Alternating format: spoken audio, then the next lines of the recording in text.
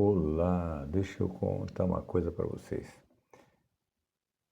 Eu às vezes gravo, às vezes não, às vezes eventualmente gravo algum vídeo aqui, mas eu prefiro infinitamente escrever do que falar a respeito de alguma coisa.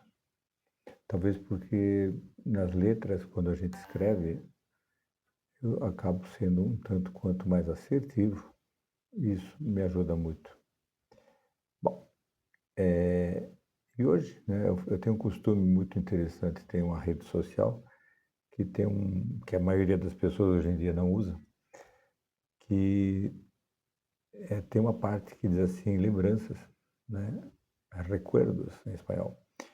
E aí eu olho, porque aí aparecem coisas que eu publiquei desde 2007 que eu tenho essa rede, e hoje ela existe no meu sistema, no meu computador, no meu celular, só para que eu possa ver as coisas que eu postei, que eu coloquei há muito, muito tempo. E E eu achei tão interessante, porque a gente lembra, são coisas que eu coloquei como é que eu posso dizer?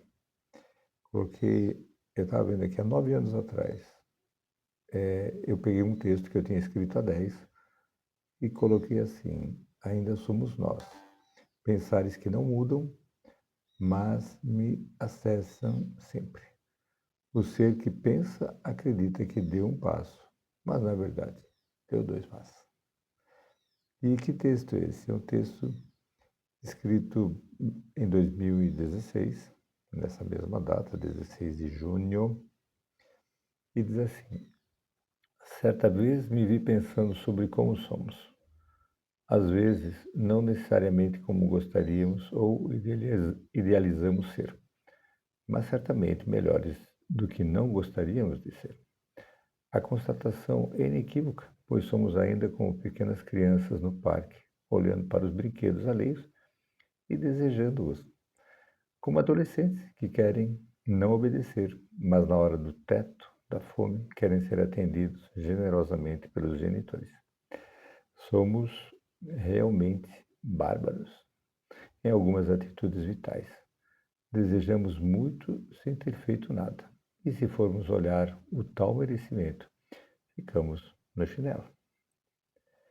A vida nos ensina assim, mas para isso devemos estar disponíveis a aprender.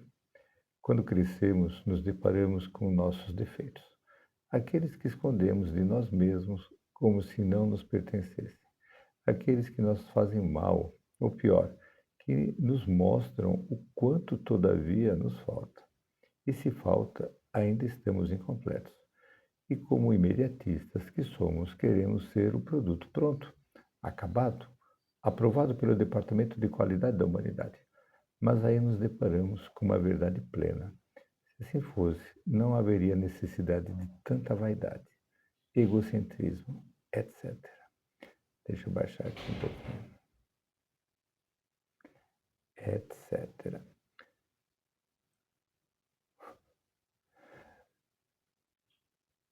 Se pronto estivéssemos, não estaríamos mais na linha de produção que somos. Estaríamos rodando o universo para uma finalidade maior.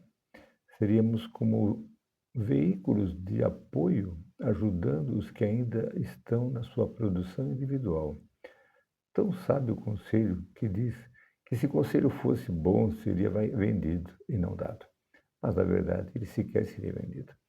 Ele seria comprado, pois o interesse que hoje paira em quem o dá e se o daria para quem o merece receber, e assim sendo, nós, em todas as etapas da nossa vida, se realmente inteligentes fôssemos, buscaríamos esses ditos conselhos. Afinal, se vou entrar em um mar profundo do qual somente sei dizeres, por que não perguntar a quem lá esteve? O que posso esperar de mim mesmo, baseando-me na experiência de quem conhece, ou conheceu na pele, os mistérios desse mar abissal? Mas não, somos de uma vaidade, orgulho tamanho, que o outro que passou é o outro. O que eu passarei será certamente mais grandioso, mais importante aos olhos do mundo. Esquecemos que os tais olhos do mundo são tão somente os nossas lutas e guerras são nossas, e se vencêssemos ou perdêssemos esse sentimento, sempre será pessoal e intransferível. O que imaginamos estar vendo, está lá como nós estamos em relação ao outro. Não me importa. Sim, verdade seja dita. O seu fracasso ou sucesso sempre será do interesse alheio, se ele mexer com a vaidade desse, como a mesquinharia que reside nos recônditos de nós mesmos, e assim, sem pensar, somos todos iguais, mesmo lutando para não ser, mesmo negando essa verdade. A única forma de afastar-nos de nós esse cálice de perjúrio enraizado em nossos seres é o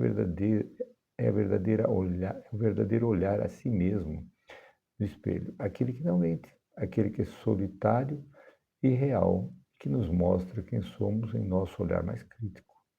Somente após dita averiguação chegaremos a um denominador comum para o maior de todos os assuntos que nos interessam, nós mesmos. E assim, sem pensar, olhando-nos nus, poderemos ver que não somos tão belos como imaginaríamos ser, ou como nossas mães nos fizeram acreditar durante anos, exercendo algo de tão belo que é a doação de bondade, com a melhor das intenções. Chegará o dia, sim, esse dia, não aquele que seremos tão perfeitos que nada mais devemos fazer na linha de produção, mas sim que nós daremos conta de quanto falta para darmos um singelo passo duplo. Quando esse dia chegar, saibamos que finalmente sairemos do lugar, nem que seja um pouquinho, mas sairemos, pois poderemos rir de nós mesmos ao constatar o quanto fomos idiotas, ao desejar o que desejamos ou a querer o que quisermos. Veremos no horizonte, sem fim, que a vida vale a pena, não por ser uma grande escola, mas sim porque somos alunos dela e temos essa chance de sê-lo, chance que todos terão um dia no seu devido tempo. Assinado por mim mesmo. É interessante porque quando você lê alguma coisa no YouTube, ele demora mais para publicar, porque ele vai procurar se isso aí pertence a B ou C para cobrar direitos autorais. O YouTube tem umas coisas bem interessantes. Ele procura isso. Quem tem um canal no YouTube, como eu tenho esse canal, esse pequeno canal aqui, a gente não sabe quem segue, a gente não sabe quem curte, né? Na verdade, a gente pode até imaginar, porque são tantas curtidas que a gente consegue até imaginar. Mas a gente não sabe quem segue. A gente não sabe quem está lendo, né? Eu achava antes que as pessoas sabiam. Quem tinha um canal sabia quem estava seguindo, quem estava... Não sabe nada. Porque o canal não permite. Eu acho até bastante interessante isso, né? Eu acho. Bom, ele vai fazer a averiguação antes de colocar, mas ele vai chegar à conclusão que isso não está publicado em lugar algum, porque na verdade está publicado no meu Facebook. Eu já falei até o nome do negócio aqui, no Facebook.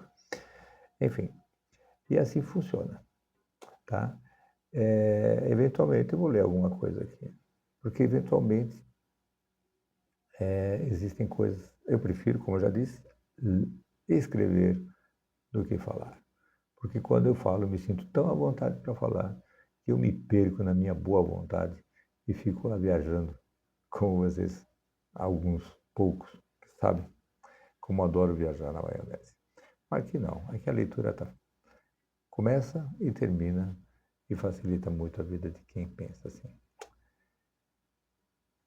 Bom dia para você.